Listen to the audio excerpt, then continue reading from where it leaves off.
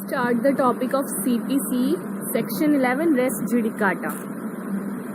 इसको हम इस नाम से भी कह सकते हैं कि the rule of conclusiveness of judgment. इसका मतलब ये होता है कि res means a thing, judicata means कह सकते हैं कि the rule of conclusiveness of judgment. इसका मतलब ये होता है कि res means a thing, judicata means which already decided. तो जो चीज़ एक बार डिसाइड हो चुकी है, किसी आप कोर्ट में कोई सूट फाइल करते हो, ये सिर्फ सिविल केसेस में ही रूल ये लगाया जाता है, अप्लाई किया जा सकता है। सो अगर आप कोई केस फाइल करते हो, जैसे कि कोई सूट है, अगर उसका जजमेंट आ चुका है किसी कोर्ट से, तो आप दोबारा अगर वो आपके फेवर में नहीं आया सपोज, और किसी दूसरी अगेंस्ट जो पार्टी थी उसके फेवर में आ गया, और आप फिर चाह रहे हैं कि वो आपके फेवर में आ जाए, तो आप दोबारा केस को फाइल करते हैं, तो उसमें अप्लाई होगा रेस जुडिकाटा की जो चीज़ एक बार डिसाइड हो चुकी है वो दोबारा decide. Let's start the topic. Section 11 provides that once the matter is finally decided by a competent court, no party can be permitted to reopen it in subsequent litigation। तो ये वही कह रहा है कि कोई भी मैटर है वो फाइनली डिसाइड हो चुका है, उसमें क्या कंडीशन होनी चाहिए कि कंपीटेंट कोर्ट में वो डिसाइड हुआ हो केस, उसका जो जजमेंट आया होगा वो कंपीटेंट कोर्ट के थ्रू ही आना चाहिए। कंपीटेंट कोर्ट के थ्रू अगर उसका जजमेंट आ चुका है तो आप दोबारा उस केस को रीओपन नहीं कर सकते किसी अलग से लिटिगेशन में, ठीक है। Now, in the absence of this rule, there will be no end to litigation। अगर ये रूल ना हो रेस जुडिकाटा, देन तो लिटिगेशन का एंड ही नहीं होगा। सपोज ए ने केस फाइल किया बी के अगेंस्ट, और वो बी के फेवर में आ जाता है, जो फैसला होता है वो बी के फेवर में आ जाता है, तो ए दोबारा फाइल करेगा और फिर उसके फेवर में आ जाएगा, अगर तो बी फाइल कर देगा। ऐसे तो एंड ही नहीं होगा किसी भी लिटिगेशन का।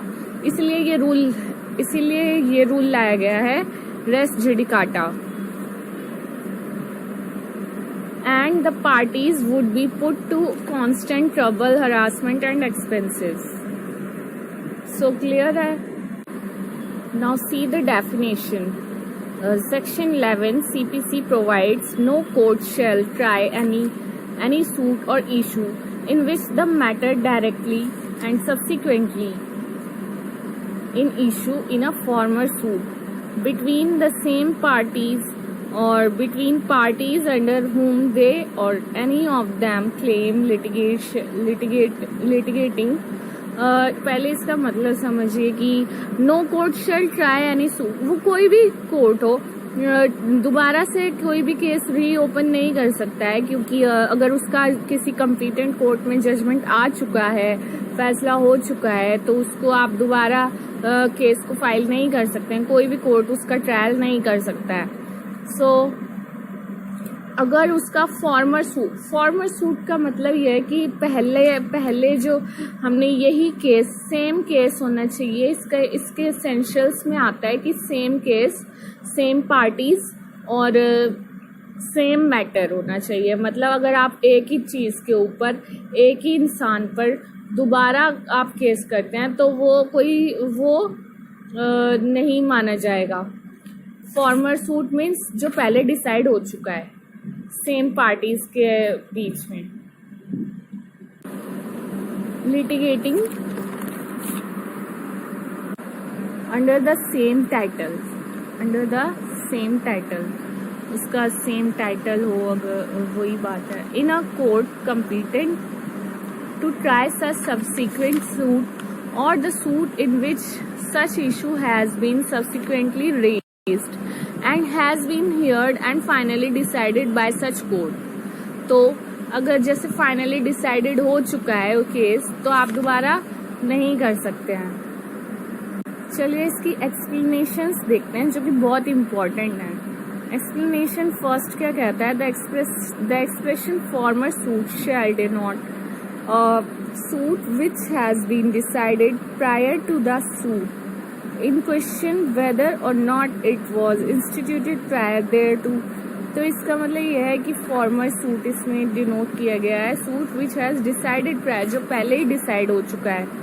और फॉर्मर सूट से हम क्या समझते हैं, जो पहले ही डिसाइड हो चुका है, decided prior. Okay, now second explanation, for the purpose of this section the competence of court shall be determined irrespective of any provision as to a right of appeal from the decision of such court। Explanation competency of court के बारे में कह रहा है कि वो court जहाँ पर वो केस डिसाइड हुआ है वो कम्पिटेंट होना चाहिए, कम्पिटेंट कोर्ट के द्वारा मतलब थ्रू उसका जजमेंट आया हुआ होना चाहिए। Explanation third, the matter above referred to must